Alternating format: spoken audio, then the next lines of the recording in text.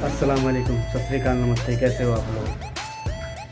तो आज हम इस तरह का वीडियो एडिट करना सीखेंगे। तो इसका जो भी मटेरियल है, जैसे कि लाइटिंग या साउंड इफ़ेक्ट, ये सब आपको डिस्क्रिप्शन बॉक्स में मिल जाएगा। तो आप लोगों ने अगर मेरे चैनल को सब्सक्राइब नहीं किया है तो मेरे इस चैनल को सब्सक्राइब कर लें। सब्सक्राइब करें, शेयर करें, कमेंट करें, जो दूसरों तक भी ये स्टेटस बनाने का, अपना खुद का स्टेटस बनाने का।